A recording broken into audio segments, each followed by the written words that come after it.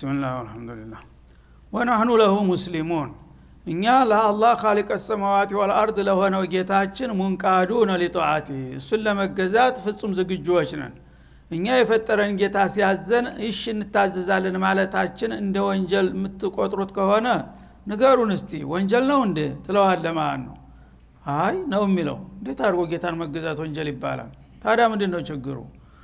ወከዛሊከ አንዘልና ኢለይከ الكتاب እና ለቀድሞ መጽሐፍ ባለቤቶች በየጊዜው ኪታብ እንዲያወረንላቸው ሁሉ እነሆ ለአንተም በተራህ ይህንን ፍጹም የሆነ ኪታብ አወረርንልህ ያ መሐመድ ይላቸዋል።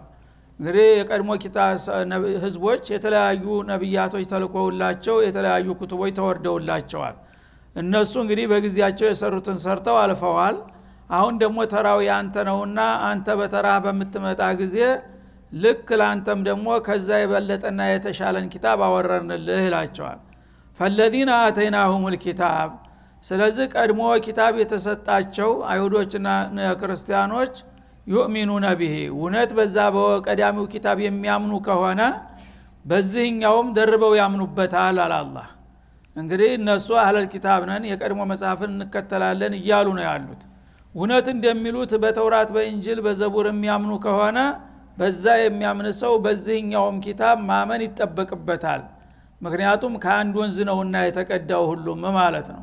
ያን ኪታብ ለምንድነው ተውራትን የምታምንበት እንጂልን የምታምንበት ዘቡርን የምታምንበት ምንድነው ከተባለ የጌታ መጽሐፍ ስለሆነ ነው የሚለው። ስለዚህ የጌታ መጽሐፍ አሁንም ይሄም እኮ የጌታ መጽሐፍ ነው። የጌታ መጽሐፍ አንዱን ተቀብላ አንዱን ትክዳለህ እንዴ? ተናቁድ እኮ ነው ይሄ። ራስን በራስ መጋጨት ነው። ስለዚህ የጌታ መጽሐፍ መሆኑን አውቀህ የመጀመሪያውን የጌታ መጽሐፍ በመሆኑ ተተቀበልከው ይሄኛውም ደግሞ ያው የጌታ መጽሐፍ ነውና ቅደም ተከተል ነው። ትናንትና እንዲ ደብዳቤ ላከልህ በደስታ ተቀበልክ። ዛሬ ደብዳቤ ስልክ እሱ ይሄንስ አልፈልግም ታልክ ይሄስ አግባባ መች ይሆናል? መፋለስ አይደለም እንዴ ትለዋለህ ማለት ነው። ስለዚህ እንግዲህ በዚህ መልክ በቁም ነገሮችን በቀላሉ በጭውውት መልክ ምንም ማንም ሳትሰድብ ሳትዘልፍ እስቲ አንተ በመሰረቱ የቀዳሚ ነብዮች እነ ሙሳን እነ ሃሩን ታምንባቸው አይደለም? አዎን። ክርስቲያንም ከሆነ ኢየሱስን ታምንበታለህ አይደለም? አዎን። ስለምንድነው በእነሱ የምታምነው? የጌታ የመለክተኞች ስለሆኑ መጽሐፎቹም የጌታ የመለክት ስለሆኑ ይልሃል። ስለዚህ አሁንም እኮ ተጨማሪ መለክተኛ ነው የመጣው። ያው ጌታ ነው አሁን ይሄን ነብይ ላከውና ይሄን ኪታብ ያወረደው። የትናንቱን መለክትና መለክተኛ ከተቀበልክ የዛሬውን መለክትና መለክተኛ ማትቀበልበት ምን ምክንያት አለ ስትለው ምን ሊል ይችላል ማለት ነው። በዚህ መልክ እንግዲህ ለመቀራረብ ሞክሩ። በጥሩና በጨዋ ቃላቶች በጭውውት መልክ አንዱ ሌላውን ሳይዘልፍና ሳይነቅፍ ቁልፍ የሆኑ ነጥቦችን እያነሳችሁ መወያየት አለባችሁ ይላል። ማመን ይሄን ባደረጋችሁ ቁጥር ሪሳላችሁ እየሰፋ ይሄድና የእናንተን ማንነት ያውቃሉ። እነሱ ግን ብዙ ጊዜ ተንኮለኞች እስላምን በቃ ጭራቅ አስመስለው ነው የሚስሉላቸው። እስላም በተገላቢጦሽ ነው እንደ ዓለምን ሊያወድም እንደመጣ ተደርጎ ነው የሚነገራቸው ብዙዎቹ። ያ የመሰላቸው ነው አክረው የሚጠሉት ማለት ነው። ባለቤቱ ግን እስላም ማለት እኮ ይሄ ነው አላማው፣ ይሄ ነው መልእክቱ።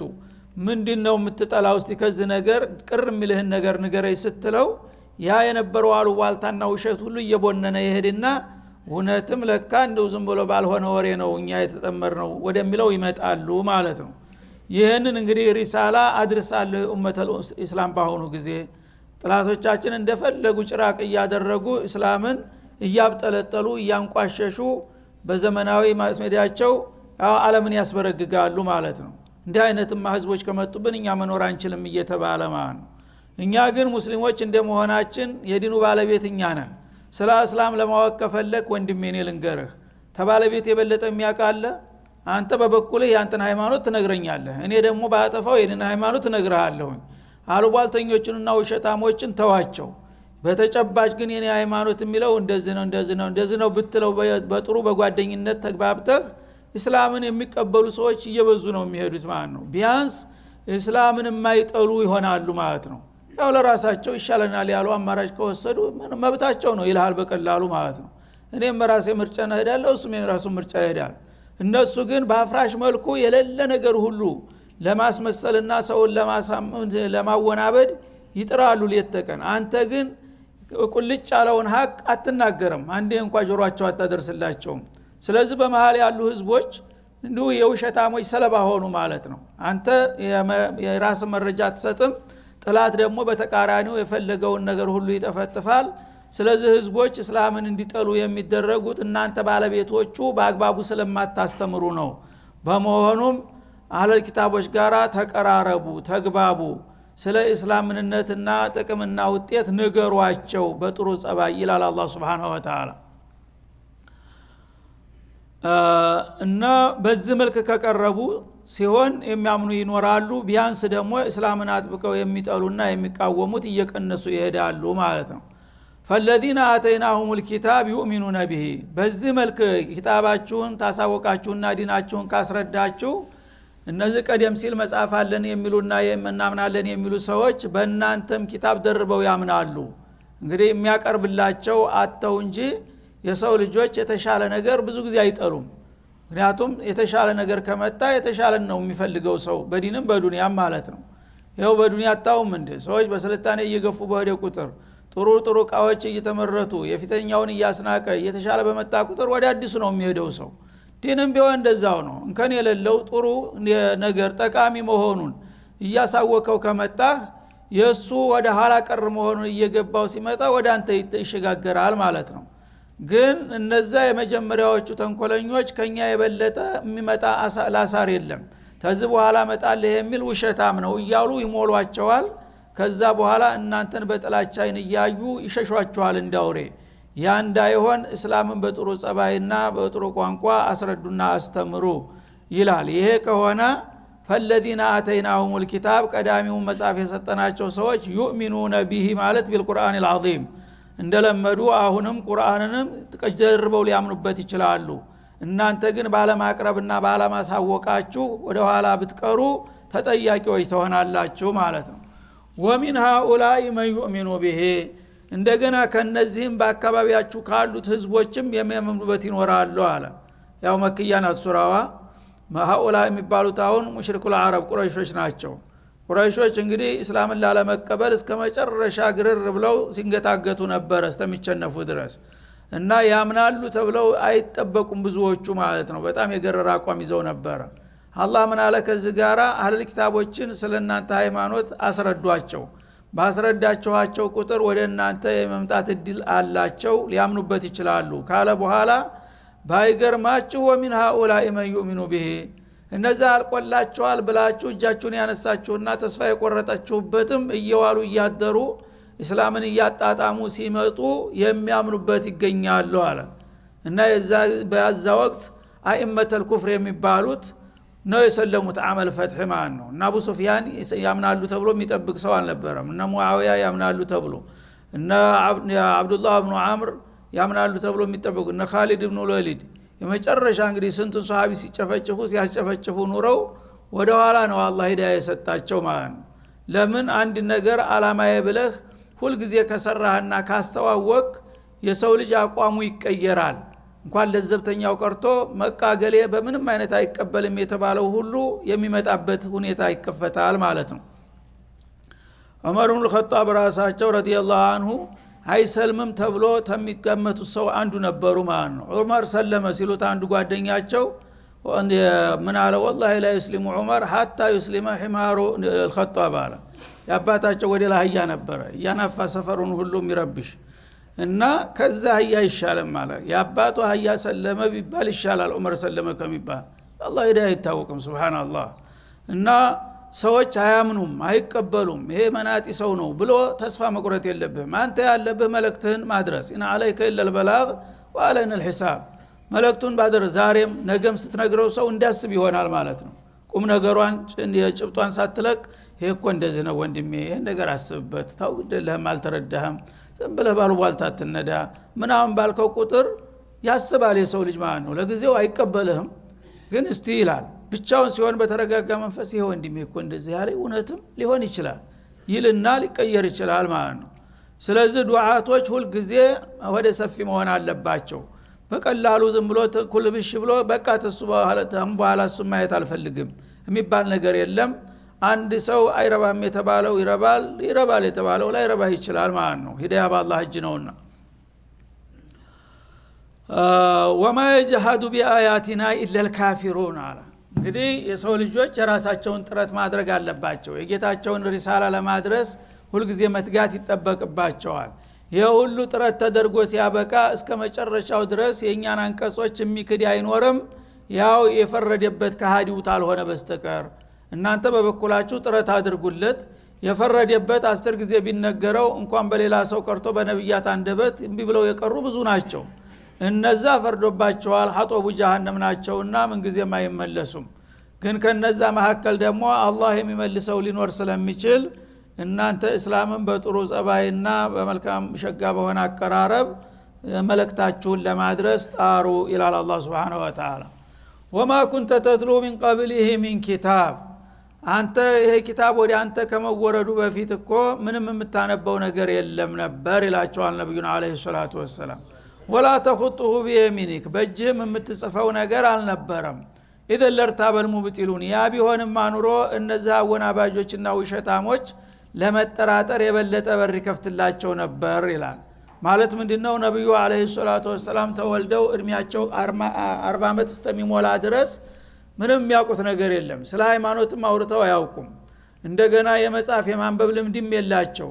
እዚህ ጋራ ምንም ግንኙነት አዲ ሰው መስለው ነበር የሚኖሩት ማለት ነው።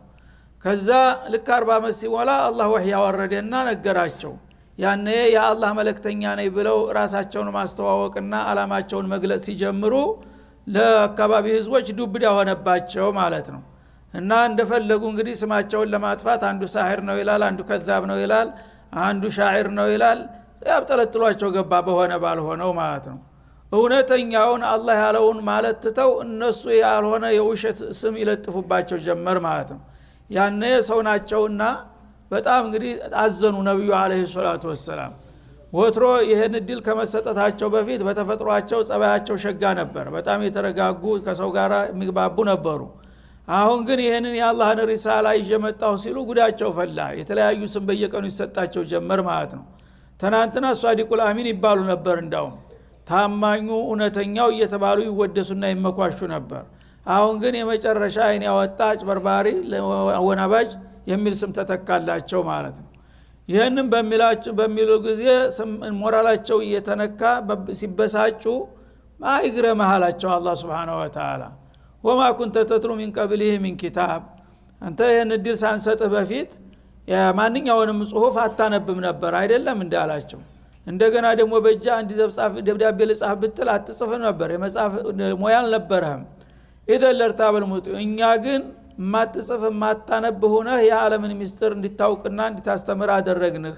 ያ ቢሆን ኑሮ ያ ወናባጅ ተነዘለት ቢሻያቲን እያሉ ሲዘልፉህ ወትሮውንም የመጻፍ እኮ ልምድ አለው፣ በዛም ልምዱን አዳብሮ ነው ዛሬ ነብይ ሆንኩ ብሎ ሊያወናብድ የሞከረው ቢሉ ለሰው ሊመስልላቸው ይችል ነበር። ግን ምንም ነገር አሁን እነሱ የሚጠፈጥፉት ውሸት መጨበጫ የሌለው መሰረተ ቢስ ነው። ሰው ራሳቸውን ለትዝብት ያጋልጣሉ እንጂ አንተን ውሸታምና አወናባይ ሳሂር ሻዒር ቢሉህ ብዙ ሰው አይቀበልም ይሄን አባባል። ምን ይሄን ነገር መጀመሪያ የመጻፍ የማንበብ ወይም ደግሞ የሃይማኖት ግንዛቤ ቢኖርህ ኑሮ ወትሮም እኮ እንደዚህ ነበር ዝንባሌው ብሎ ሰዎች ያን ሹብሃ ይቀበሉት ነበር። እነሱ አንተ ላይ ግን የዚህ አይነት ነገር የለምና የሚወራው ቢወራ ምንም ተአሲራ ያመጣምና አይዞህ አትረበሽ አላቸው ማለት ነው። እና ይሄ እንግዲህ የሰው ልጅ አለመጻፍ አለማንበብ የድንቁርና ምልክት ነበረ። አንድ ሰው አይጽፍም አያነብም ከተባለ ያው ማህይም ነው የሚባለው። እንኳን ሌላን አንድ ሰው ወይም ዓለምን ህዝብን ሊመራ ቀርቶ ራሱን መምራት አይችልም። ግን ለነብዩ አለይሂ ሰላቱ ወሰለም እነዚህ ሁለት ባህሪያቶች ማዕረግ ሆነው መጡ፣ ክብር ሆነው መጡ ማለት ነው። መጻፍና ማንበብ የሚባለው ነገር የሚያስፈልገው ለምንድን ነው? ማዕሉማትን ለማካበት ስለሚረዱ ነው። የእውቀት ምንጭ ናቸውና ማለት ነው። እውቀቱ ግን እነዚህ ነገሮች ሳይኖሩ ዝም ብሎ በገፍ ተመጣልህ ምን ያስፈልጋል? ሰው እኮ የሰማትን ነገር ሁሉ እንዳይረሳበት ነው በማስታወሻው የሚይዘው። ያን ነገር የሰማውን ነገር ሁሉ ዝም ብለህ የምታቅ ከሆንክ በአላህ ፍቃድ የማትረሳ ከሆንክ ደግሞ ከዚያ አካባቢ አልፎ የዓለምን ምስጢር በሙሉ የሚነግርህ ታለ እለት በእለት መጻፍ እናንተ ማለት ምን አስፈልገ? ያኮ የደካሞች ምርኩዝ ነው። ምናልባት ያችን ነገር ካላረኩኝ ረሳለሁ እሳሳታለሁ ስለሚል ነው። ግን አላህ Subhanahu Wa Ta'ala በኩን በፍቃዱ የምፈልገውንና የማትፈልገውን የማታስበውን ሁሉ ምስጢር አሳወቀህ ያን ነገር የሚሰጥህ ከሆነ ቀለምና እንትን አያስፈልግም ማለት ነው እና ለዚህ እንግዲህ ሌሎች ላይ ነውር የነበረው ነገር ለሳቸው ክብርና የእውቀት ጸጋ ሆነላቸው ማለት ነው ጓዝ ቀለለላቸው ምክንያቱም አንድ ሰው አንድ መጽሐፍ ጽፎ ማስታወሻ እንኳን ቢኖረው አንድ ቀጥያ በተነሳ ቁጥር የትኛው ገጽ ነው የትኛው መስመር ላይ ነው የትኛው አንቀጽ ላይ ነው ወረቀት ሲያንኳኳ ጊዜ ይፈጃል ማለት ነው እሳቸው ግን አንድ ምን በእድሜያቸው አንድ ቀን ሰምተውት የማያውቁት ጥያቄ መጥቶ አንድ ሰው ይጠይቃል እዚህ ጥያቄውን በዚህ እየሰሙ መልሱ በዚህ ይመጣል ማለት ነው ስለዚህ ወዳው ጧዘጁን ማለት ነው አንተ ጠይቀህ እስከምታበቃ ብቻ ከለስት ነው የሚሉት ጨረስክ ጥያቄህን አዎ መልሱ ይሄው አለቀ ስለዚህ እንዲህ ከሆነ መጽሐፍ ማንበብ አያስፈልግምና ይሄ እነዚህ ሰዎች ቀደም ሲል የማንበብና የመጽሐፍ ልምድ ኑሮህ በዛይ ላይ ተንጠላጥለህ እንደገና አሁንም በብልጣ ብልጥነት ራስክን ከፍ ለማድረግ ተናግ እንዲህ አለ ቢሉ ኑሮ የመጀመሪያ አይነት ልምድ ላለው ሰው ይመስል ነበር አንተ ግን ምንም አይነት መጽሐፍና ማንበብ ጋር ማትገናኝ የነበርከውን ሰውዬ ከምንም ማንስቼ የዓለምን ምስጢር ሞላሁብህ ይሄ ከሆነ አንተን ውሸታም ነው የሚል ሰው ራሱን ነው የሚያጋልጠው ራሱ ውሸታም መሆኑን ነው እንጂ ላንተ የሚሰነዝረው ቃል በተግባር አይዝለትም በማለት አረጋጋቸው ማለት በልሆ አያቱን በይናቱን ፊ ሱዱር الذين اوتوا العلم እነሱ ጥላቶች ያሉትን ይበሉ የፈለጉትን ይዘላብዱ በእርግጥ ግን በተጨባጭ በአንተ በኩል የሚመጡት ንግግሮች አያቱን በይናት ዋዲሃቱ ዲላላ ግልጽ የሆኑ መለኮታዊ አንቀጾች ናቸው ፊ ሱዱር الذين اوتوا العلم علم ለዱኒ የጌታ ዕውቀት ለተሰጣቸውና ለታደሉ ሰዎች በደረታቸው አንድ ጊዜ ከገቡ የማይጠፉና የማይድበልዙ የሆኑ የጌታ አንቀጾች እንጂ እነሱ እንደሚሉት አሳጢሩል አወሊን ሲህርና ሽዕር አይደለም ይላል አላህ Subhanahu Wa Ta'ala وما يجحد بآياتنا إلا الظالمون እና የኛን አያቶች ደግሞ የሚክድና የሚጻረር አይኖርም የለየለት ግፈኛ ካልሆነ በስተቀር ይሄ ባንተ በኩል የመጣው ነገር እርግጠኛ ነኝ እኔ ያወረድኩት አንቀጽ ነው እነዚህ እኔ ጌታ አንቀጾች ደግሞ የሚከራከሩና የሚጻረሩ ካሉ የለየላቸው በደለኞችና ግፈኞች የራሳቸው ጥላቶች ናቸው እንጂ ጤናማ ሰው ይሄን የመሰለ ጸጋ ሊክደውና ሊጻረረው አይገባም ይላል አላህ Subhanahu Wa Ta'ala ወቃሉ እንደገና አሁንም ያንተን መልእክት ለማንቋሸሽና ለማበለዝ ምናሉ እነዚህ ሙሽሪኮች ለውላ እንዚላ አለይሂ አያቱን ሚን ረቢህ እውነት እሱ እንደሚለው በሱ በኩል የመጣው ነገር የጌታ መልእክት ከሆነ ይህንን መልእክቱን የእሱ መሆኑን ለማረጋገጥ ተጨባጭ የሆነ ታምር ለምን አያወርድለትም ይላሉ እንግዲህ የወትሮ ነብዮች ሙዕጂዛ አላቸው እነ ሙሳ እጃቸው እንደ ባብ ይሆናል ብትራቸው እንደ ባብ ሆኖ ይሄድላቸዋል እጃቸው እንደ ፀሐይ ይበራላቸዋል እነ ነብዩላህ ሷሊህ ተጋራ ተተራራ ግመል ወጥቶላቸዋል እየተባለ ሲነገራቸው ከዛ ኮርጀው የወትሮ ነብዮች እኮ ግልጽ የሆነ ተአምር ያሳይተዋል እያልከን ነው አንተ ስለምን የዛ አይነት ተአምር አታሳየንም ይሏቸው ነበር ማለት ነው ለውላ እንዚላ አለይሂ አያቱን ሚን ረቢህ አንተ ከሁሉም ነብይ የበለጥኩና የላኩኝ ነው እያልክ ነው የነሱ አንድ አያት ካላቸው አንተ ደግሞ በጥፍ በርከት ያሉ አንቀንትኖች ተአምሮች ለምን አታሳየንም ይላሉ ለዚህ መልስ ምን አለ አላህ ቁል ኢነመል አያቱ ዒንደላህ ቁል ለሁም ያ ረሱለና መልእክተኛችን ሆይ ለዚህ አይነት ጥያቄያቸው እንደሚከተለው መልስላቸው ይላል ኢነመል አያቱል ሙቅተራሃቱ ሚን ቂበሊኩም እናንተ በኩል እንዲመጣ የምትጠይቁት ታምር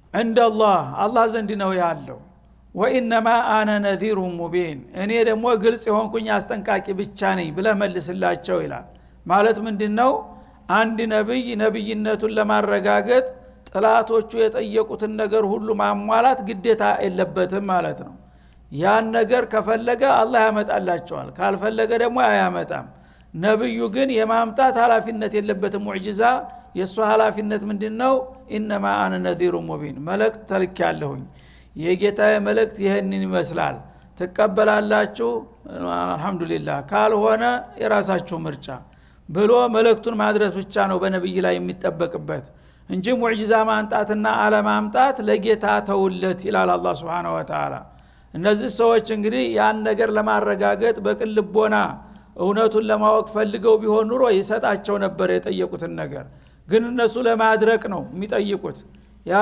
የሙዕጂዛ የተባለው ነገር ሲመጣ እንደገና ያምኑልኛል መስሎህ ዞር በል ሲህር ነው ይልሃል እንደገና ያን እንደሚሉ ስለሚያቅ አላህ አይሰጣቸውም ማለት ነው ለምን በአላህ ሊሳለቁ አይገባቸውም አላህ ሙዕጂዛው ሲመጣ የሚያምንና የማያምነውን ሰው አስቀድሞ ያውቀዋል ስለዚህ የማመን ፍላጎት የሌለውን ሰው የጠየቀውን ነገር ካደረክለት ምንድነው የሚሆነው ቀለደብህ ሸወደህ ማለት ነው ስለዚህ መህማ ተእቲና ቢ ሚን አያቲ ሊተስሐረና ቢሃ እንዳሏቸው ሙሳ እንደ ምሳሌ ይጠቀሳሉ ሙሳ በጣም በርካታና ወሳኝ የሆኑ ሙዕጂዛዎች ነበሯቸው ግን እነዛ ሁሉ ሙዕጂዛዎች ተደርድረው አመኑ ወይ በዛ ጊዜ የነበሩ ሰዎች አለማመናቸውን ራሳቸው ባንደበታቸው ያረጋግጣሉ መህማ ተእቲና ቢሂ ሚን አያ የፈለከውን ታምር እየቀያየርክ ብታመጣ ሙሳ አሉ ሊተስሐረና ቢሃ ልታታልለን ነውና ማታለያ ስለሆነ አንቀበልህም ነው ያሉት ስለዚህ በሙሳ የጠየቁት ሰዎች አምነው ቢሆን ኑሮ ሷሊህን የጠየቁት ሰዎች አምነው ቢሆን ኑሮ ሌሎችም እንግዲህ አምነው ቢሆን ኑሮ እንደነገሌ እናምናለን መች እነዛ እንደ ምሳሌ የምጠቅሷቸው እኮ አላመኑም ጠየቁ ያው ሲመጣላቸው ሲህር ነው ሽዕር ነው ብለው ምክንያት ፈጠሩ አሁንም እናንተ እንደዛው እንደማታምኑ ስለማቅ እኔ እናንተ መቀለጃ አልሆንም ማንተ ማትቀበሉት እንደሆነ ያወኩኝ ለምን እሰጣቸዋለሁኝ በፈልግ እሰጣቸዋለሁ ግን ተንኮላችሁን ስለማቅ ውስጣችሁን ስለማውቅ አልሰጣችሁም ለማድረቅ እንጂ ለመቀበል እንዳልሆነ ጥያቄያችሁ ይላል አላህ Subhanahu Wa Ta'ala ስለዚህ እነመል አያቱ ዐንደላህ ማለት እናንተ የምትጠይቁት ሙዕጂዛ አላህ ዘንድ አለ በመኖሩ አትጠራጠሩ መስጠት አለ መስጠትን የሚወስነው ግን እሱ ነው እናንተ ማትቀበሉትን ነገር አምጣ ብላችሁ ስትሰጡ እንደገና ያምንልናል መስሎ ዘወር በል የምትል ከሆንክ በእናንተ አቅምኛ ልታታልሉ ማለት አንሰጣችሁም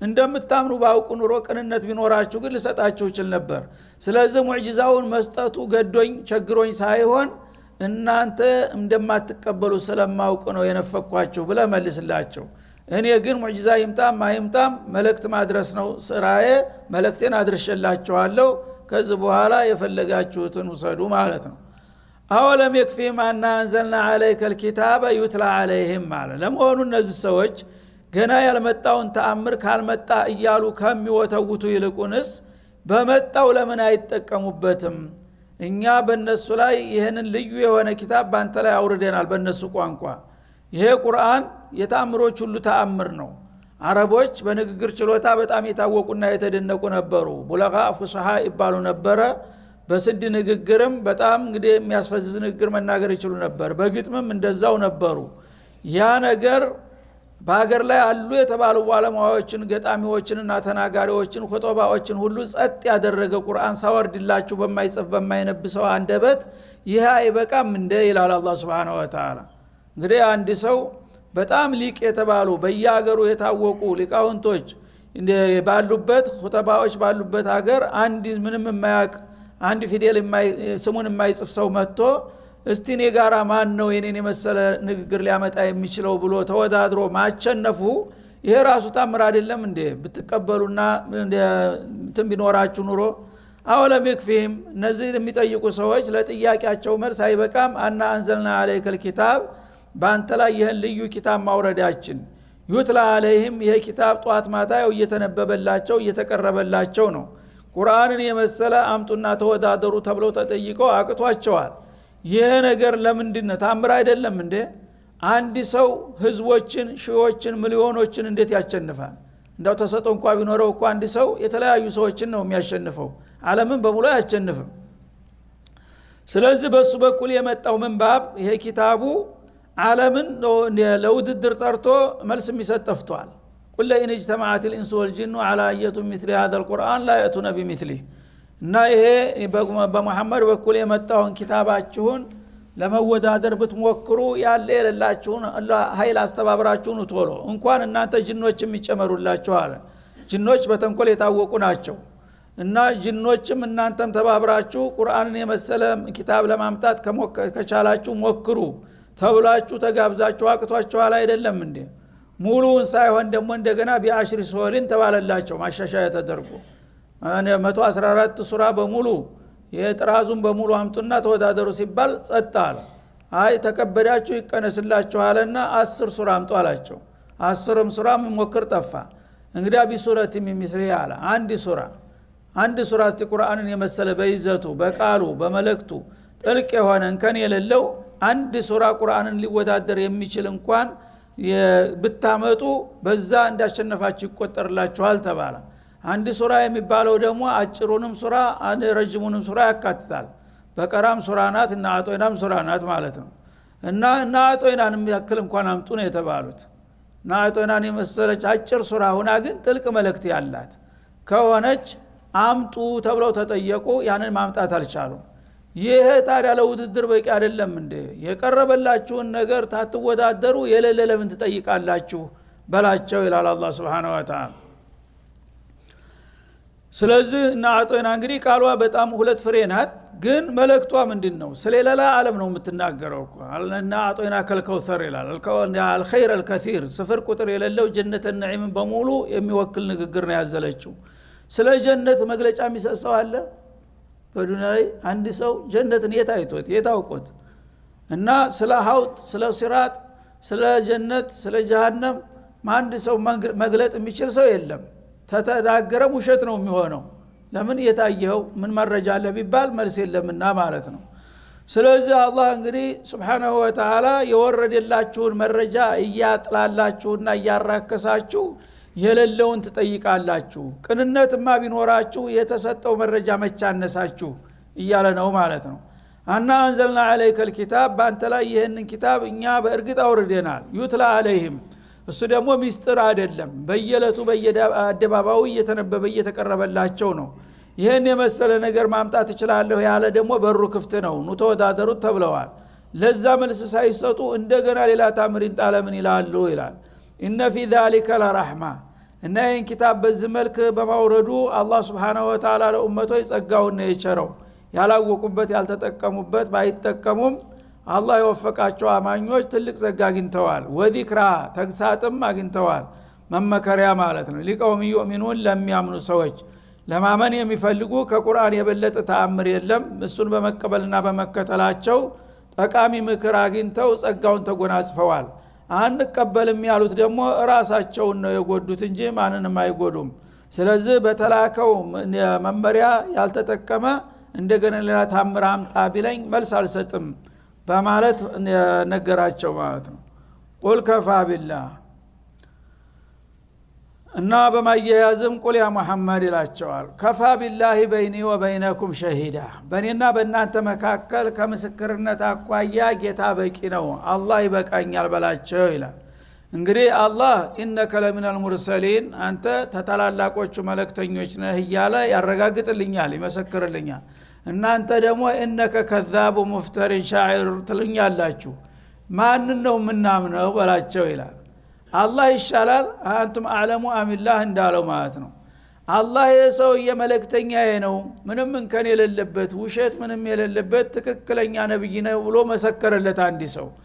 አንዱ ደግሞ አንድ ካፊር ምንም የማያውቅ ተነስቶ አንተ ከዛብ ነህ ሻዒር ነህ ሙፍተሪ ነህ አለ።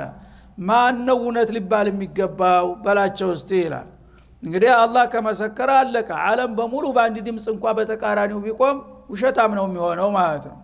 ምክንያቱም አላህ አስደቁል ቃኢሊን ከተናጋሪዎች ሁሉ የመጨረሻ እውነተኛ ወመን አስደቁ ሚነላሂ ቂላ እንዳለው። ስለዚህ ቁል ከፋ ቢላሂ በይኒ ወበይነኩም እኔ አላህ ነብይ ነኝ ስል እናንተ ደግሞ አወናባጁ ውሸታም ነህ አላችሁኝ። በእናንተ መካከል እንግዲህ አቋማችን ተጻራሪ ሆነ ማለት ነው። እኔ ነብይ ነኝ ለማለቴ ምስክሬን የምጠራው ማን ነው? አላህ ረብል ዓለሚን ነው። ነብይ ነህ የሚለውን አጽድቆልኛል። እናንተ ደግሞ ላለመሆኔ ማንን ነው ማስረጃ የምትጠቅሱት ሲነገሩን? እስቲ እናንተ ውሸታም ነው ብላችኋል። ውሸታም ነው ማለት ያው ውሸት መናገር ይቻላል። እናንተ ውሸት እየተናገራችሁ ነው። ይልቁንስ ለእናንተ አባባል ውሸታም ለመሆኔ ምን ማስረጃ አላችሁ? እኔ ማስረጃ አላህ ነው። አላህ ለመሆኑ ደግሞ እናንተ ማትችሉትን ነገር ሁሉ እየሰጠኝ እኮ ነው ያለው። በቃል እንኳን እናንተ ብትሰሙት ድምጹን ባይስተሰሙት አላህ ሙዕጂዛ የሚሰጠኝ እናንተ ልታደርጉት የማትችሉትን ነገር በቀላሉ እንዲያደርግ የሚያስችለኝ እኮ ይሄ ሰውዬ እንዳለው የኔ መልእክተኛ ነው። በመሆኑም ይሄን ነገር ሰጥቻለሁ እያለ ነው። እናንተ ግን ውሸታም ነው ለምትሉት ምን ማረጋገጫ አላችሁ ብለህ ጠይቃቸውና አፋጣቸው ይላል።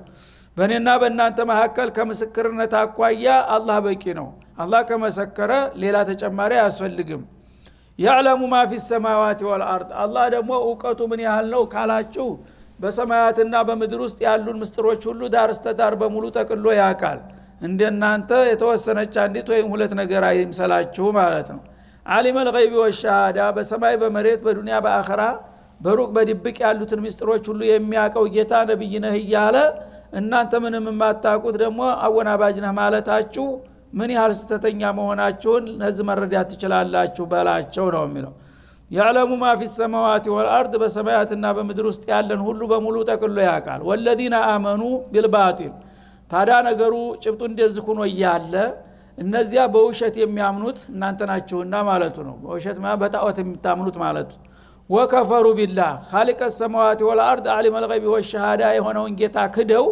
ምንም በማይጠቅመውና በማይሰማው ባጢል የሚያምኑ ሰዎች ኡላኢከ ሁሙል ኻሲሩን እነዚህ ከሳሪዎች እነሱ ብቻ ናቸው ራሳቸውን ለኪሳራ የሚያጋልጡ እነዚህ ናቸው ብለህ መልስታቸው ይላል ስለዚህ እንግዲህ አንድ ሰው ትነግረዋለህ ከነገርከው በኋላ መቀበል አለመቀበል የራሱ ጉዳይ ነው እውነቱ ይሄ ነው ነግሬሃለሁ እምቢታልክ ግን ራስክን ለኪሳራ ያጋለጥክ ነው ብለህ ተወው ማለት ነው አላህ ሰለላሁ ዐለይሂ ወሰለም አለ ነብይ